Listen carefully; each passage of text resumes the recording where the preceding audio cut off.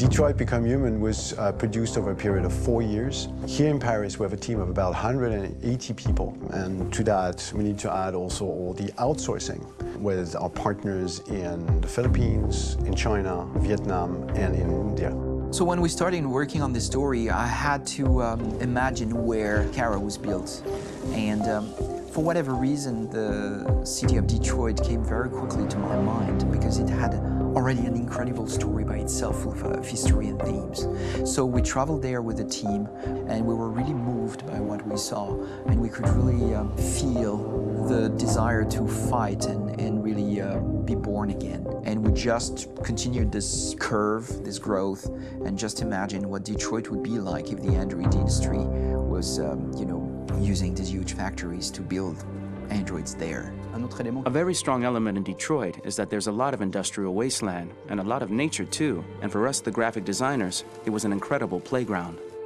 The destroyed zones which we wanted to preserve, we appropriated them to turn into something else. Then in the areas that needed to be rebuilt, we were able to imagine our Detroit of the future.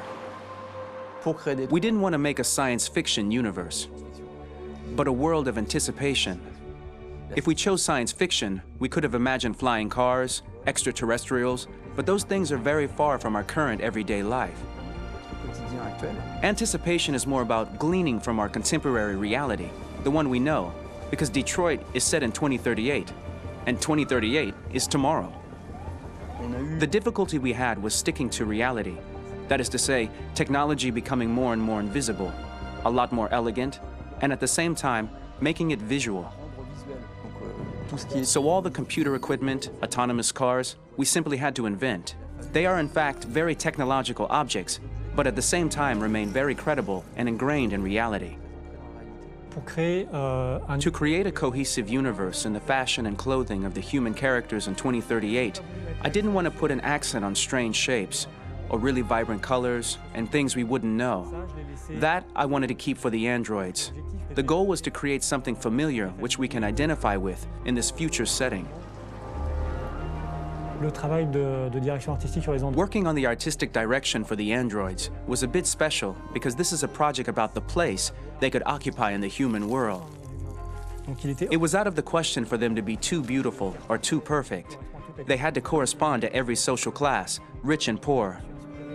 Inspired by everyday utilitarian clothes, I brought a modern touch by adding dynamic display surfaces, the armband we can see on the side, the triangle on the front and back, an LED. Like that, there's no confusion. Wait. You're sending an android? All right, ma'am. We need to go. You can't do that. Why aren't you sending a real person? Once we cast the actors, we travel to meet them in order to scan their faces. We record the structure of their face with the scan. And we record the colors and patches of skin with photography. Once we have this information, we will use this as a basis for modeling and creating the characters.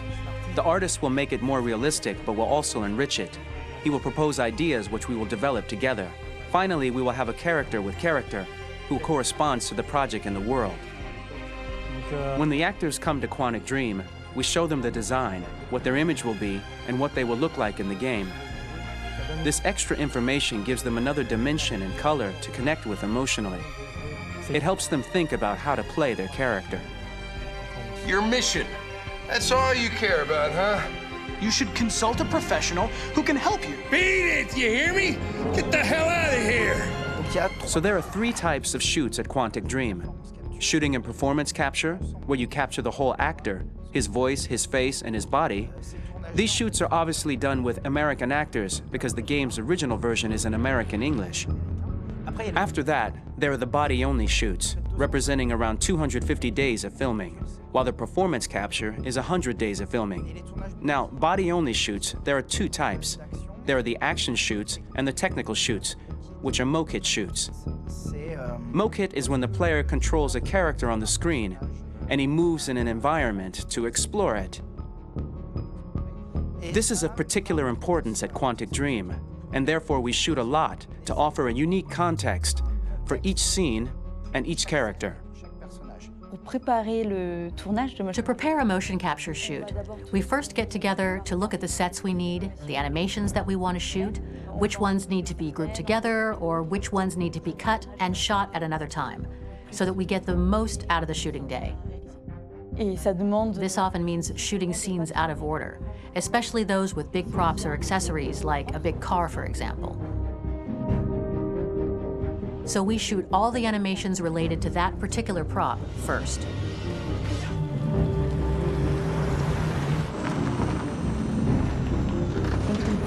The biggest challenge for the mocap team was shooting a Spider-Man mo-kit. We had to build a wall and attach an actor to a harness with cables so we could pull him up and render him climbing.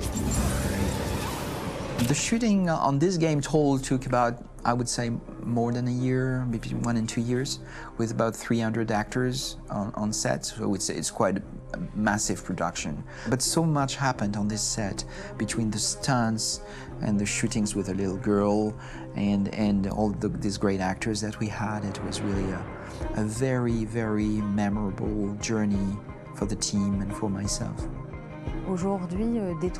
Today, Detroit has over 37,000 animations.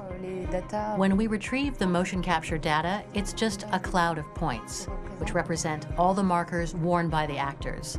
From this cloud of points, we have a phase called retargeting, which gives us a skeleton. This skeleton will be applied to the characters of the game. There is still work to be done, but this gives us the main movements. Since we are working on something very realistic, we must recognize the actor and also recover all the emotion he expresses in his performance.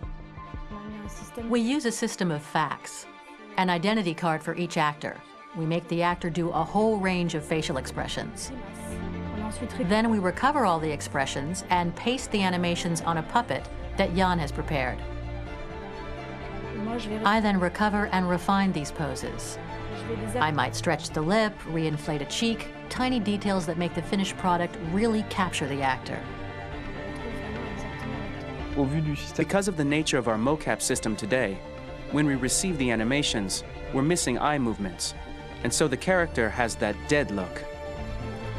He really has no eyes, so then it's a big part of the work for the animators to find the regard of the actor in relation to his position, in relation to the body, etc. It was crazy when I saw the newest model for Kara, because they've been working on it and working on it, and this was the first time I literally jumped in my seat. It not only looked so much like me, it was the fact that it looked so lifelike. It wasn't that it looked just like it was a camera, it was something else, you know, but it looked alive. It's exciting, and it's kind of terrifying. Game after game, we learned the rules of optics and filming, and our goal with Detroit Become Human was to have cameras that would actually emulate the optics of a real physical camera. So basically dealing with real-world imperfections was our main task, and just to make cameras look as real as we can. Once the animations are shot and processed by the animation department, integrated and polished, we film them. That is to say, we really do a mise en scène, as in cinema. The real difficulty of our job is to know if these cameras are telling us something. Are they in the emotion of the scene? Do they describe exactly what the action must convey, what must be felt? The most important challenge for me was one of the final scenes where Marcus decides to start the revolution and go to the battlefield. Very quickly, we imagined this to be a huge sequence shot. We wanted the feeling of a cameraman running behind us while showing Marcus, the androids who help him, the person shooting at us, etc. Above all, it was necessary to say to oneself, this scene is very violent but does not glorify war. On the contrary, that war is something improbable and absurd. It was really a fun challenge. The idea was to say we have 3 characters. We would like each of them to have a specific cinematography. We wanted Kara to be much more filmed with some kind of handheld camera, to have something very living, very breathing. For Connor, we wanted something very cold and very perfect. And for Marcus, we wanted something epic and spectacular. So it was about the filming, but it was also about the photography. So we worked with a director of photography to give each character a different lighting, different key colors. Each of them would have their own worlds. And finally, we worked with the composers, so they would create a specific sound for each character, so each would have his own world and his own style.